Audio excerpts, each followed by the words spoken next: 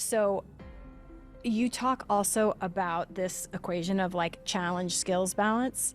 And I'm guessing that applies whether you're learning guitar or skiing or a cognitive skill acquisition. Like, Everything. can you Yeah. talk, what is that Okay. balance? So flow states are states of optimal performance. We feel our best, we perform our best. Flow states have triggers, preconditions that lead to more flow, right? Preconditions and all the flows, there's like 25 known flow triggers. All of them work the same way. Flow follows focus, right? It only shows up when all our attention is right here, right now.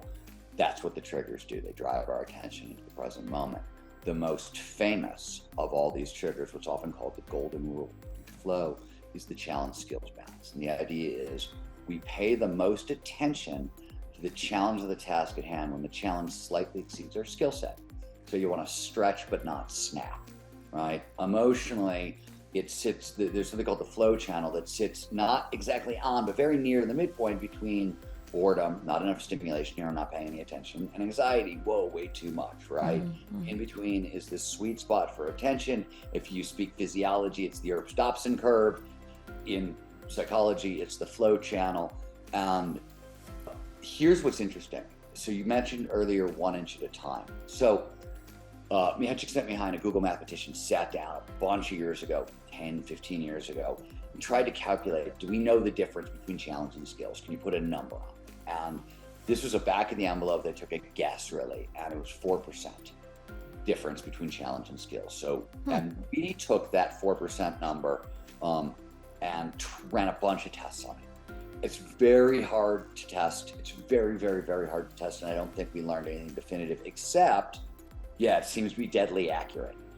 And one of the first things we learned is this is very common in seasonal sports. Beginning of the season starts, and first 2 or 3 of these could be tennis games or times to the ski hill or trips surfing or whatever. You're just getting used to it again. But by like 4, 5, or 6 tend to be really, really flowy, right? And then you sort of plateau for a very long time. And then, as your skills build up again, going along that challenge skills sweet spot, and then you get more flow at the end of the season. But we found that if people only showed up and tried to take on like these 4% chunks, they didn't plateau. They just kept progressing. So initially we were looking at it, we were like, holy crap, this is a really cool accelerated learning tool. Flow amplifies learning anyways, but like you were plateauing.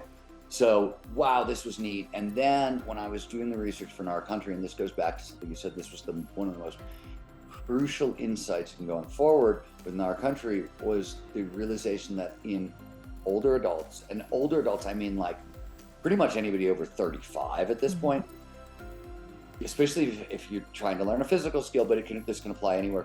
We have unconscious fears that we've learned along the way, right? And they shrink the challenge skills sweet spot. So instead of assuming that I had a 4% wide challenge skills sweet spot in skiing, even though I've been skiing since I was 8, I think it's about 1 inch wide, like literally like 1% wide. I think it's tiny. So my first order of business was, the first thing we did was we start with basic motor skills, something you can do 100% of the time with zero fear, no conscious interference, no danger, nothing, and then build one motion, tiny little motion onto it at a time, and practice that, execute it so you can do it with zero fear.